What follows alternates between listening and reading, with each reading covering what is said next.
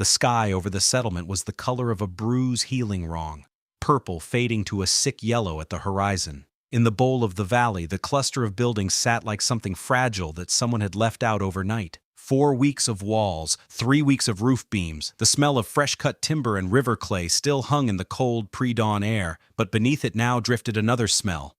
Wrong smoke. Not cook-fire smoke, heavy smoke, the smoke that came after. Kaito stood at the edge of the tree line. His right arm was wrapped from wrist to elbow in cloth torn from the hem of his own kimono. Gray linen, now rust-brown with dried blood. He was looking at the eastern storage house, or rather at what remained of it. 3 days ago, he remembered, it had rained for 48 hours straight. The river had crested. The new eastern embankment, the one they had spent 11 days building, had simply given way. One section first, then the next, then all of it at once, like a man losing his footing on ice. The storage house had stood in the flood path for about 6 minutes before the water decided it had no opinion on their plans. He exhaled slowly through his nose, his left hand opened and closed at his side, but his eyes did not move from the waterlogged ruin. They had lost the autumn seed rice, all of it. They had lost Sora's second bellows, the good one, the one the boy had shaped himself. They had lost 3 bolts of trade cloth that Kenji had brought on credit. And Kaito had lost something else, too. The argument he had been making to himself, the one that whispered asterisk, "You know what you're doing?" A crow called once, distant and flat, and the sky continued its slow, indifferent brightening. Inside the main hall, the air smelled of wet wood and last night's argument. 7 people gathered around a low table that Oji-san had built from river oak. Wide, solid, already scratched. Lanterns hung low and tea had gone cold in undrunk cups. Mama-san sat at the head of the table with the posture of someone who had survived worse and would survive it again, but was in no mood to pretend it didn't hurt. Against the far wall, apart from the group, 16-year-old Sora sat with his arms folded across his chest, trying very hard to look like the kind of person who didn't show when they were devastated. He was not succeeding. "How much seed rice do we have left?" Mama-san asked without preamble. Kenji unrolled a small ledger and answered carefully. "If we count what Tanuma's people brought when they arrived last month, roughly 40 koku. Enough to plant a half field, maybe less depending on what the mud took that we haven't found yet. And to feed ourselves through winter," he paused, "we'd need the other field to produce. And we'd need it to produce well." No one spoke. Oshi-san turned his teacup slowly in both hands, watching the unsteeped water. "Say what you mean, Kenji," Saya said flatly, not looking up from the table. "I mean, we are short," he replied quietly. "Not catastrophically, but short." Kaito had been sitting at the side of the table, slightly back from it, the posture of a man who didn't yet feel he had earned the center. His wrapped arm rested in his lap. He looked at Sora against the wall, but Sora did not look back. "The embankment failed because I chose the wrong clay mix," Kaito said slowly. "Tanuma's elder told me to layer river gravel beneath the base layer, and I thought I understood what she meant, and I didn't. That's on me." "Yes," Mama-san agreed, not unkindly. "It is." The honesty of that landed in the room like a stone in still water. Kaito's jaw tightened, and he nodded once. "So, we are short on seed rice. The eastern field is unusable for at least 2 weeks while the ground drains. We have 1 functional forge bellows, and we owe Kenji for trade cloth that is currently somewhere downstream." Kenji raised a hand. "I'm not... The cloth can wait." "No," Kaito said. "Debts don't wait. They just get heavier." He let the words settle. "Here is what I think we do." By mid-morning, he was walking the northern road alone. The road was older than anyone in the settlement, its stones cut by hands that had left no names, wide, flat slabs fitted with a precision that made the new-cut timber below look childish. Frost still lingered in the joints between the stones. The mountains ahead were not dramatic. They were simply enormous, with the quality of something that had never once considered the people looking at it. Kaito carried a single cloth bundle.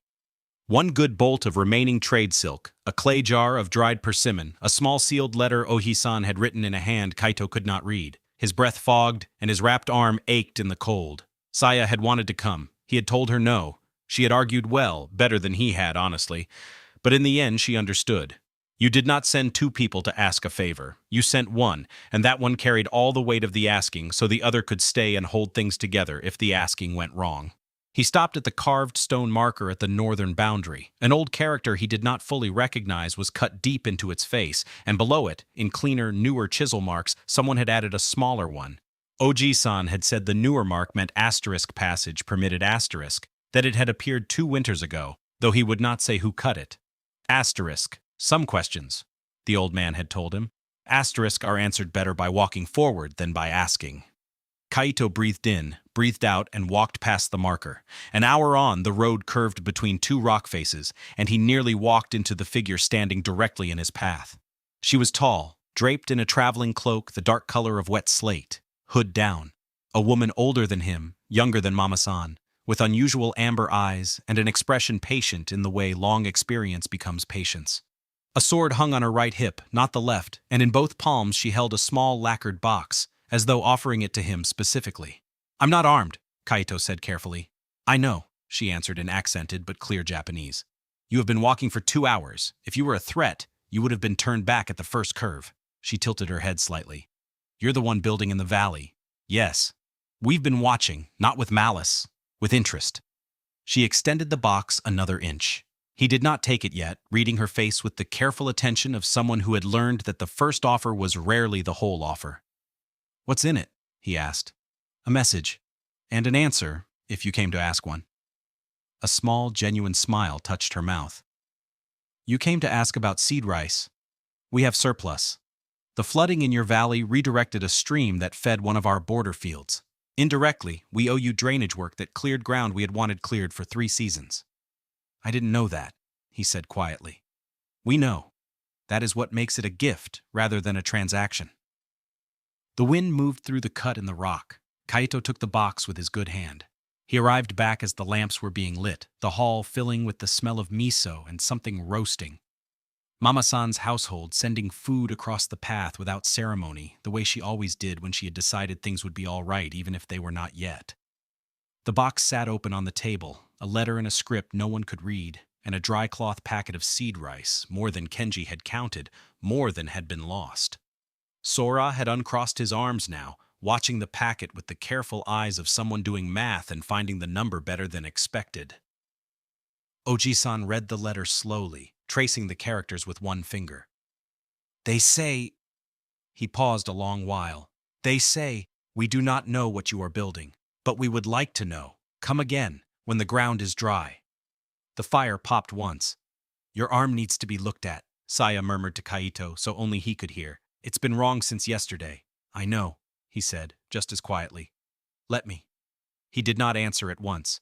He was looking at the open box. Then, slowly, he turned his sleeve back. The cloth wrapping was blood-stiff and too tight. Saya took a small utility blade from her belt and began to cut it free with practiced care, her hands steady. There was a kind of failing that taught you something, Kaito thought, and a kind that just took from you and gave you nothing back but the bill. He had spent 3 days trying to figure out which kind this was, and he still did not fully know. The wrapping came free. The cut beneath was clean but deep, a fall against timber during the flood. Saya exhaled quietly through her nose, rose, and returned with the medicine kit without ceremony. "Sora," Kaito said, looking at the ceiling. "What?" the boy answered, not looking up. "The second bellows. I want to rebuild it with you, not watch you build it. With you, if you'll teach me." A long silence. Sora's hands tightened on his knees. He was 16, and someone had just asked him to teach something, and he did not know what to do with that. His mouth pressed together, and he looked at the floor. "You'll probably do it wrong the first time," he said gruffly. "I know, a beat, very quietly." "Yeah, okay." Saya pressed a cloth to Kaito's arm. He flinched, just slightly, controlled, and looked down at her hands, though she did not look up. "Don't do the arm thing again," she said, low and private. "The arm thing," he echoed, almost smiling. "The asterisk hiding it asterisk thing." Outside, the first stars appeared above the valley rim. Cold, distant, reliable. The settlement was 12 people now. The eastern field was mud, the embankment broken stone and memory, the seed rice sitting in its cloth, dry and full of potential that nothing had earned yet. The northern mountains, Kaito realized, were not as far away as they had looked from the road below. He had stood at the carved marker on the way back and looked south at what they had built, what they had managed to keep standing. It looked small from the high ground. Small and possible and like something. He could not have said exactly what kind of something. Not yet. But something. Kaito closed his eyes, just for a moment. His good hand rested open on the table beside the lacquered box. Fingers loose, palm up. the way hands rest when they are, for this one small hour finally allowed to stop. The lamp flame bent in a draft, then steadied.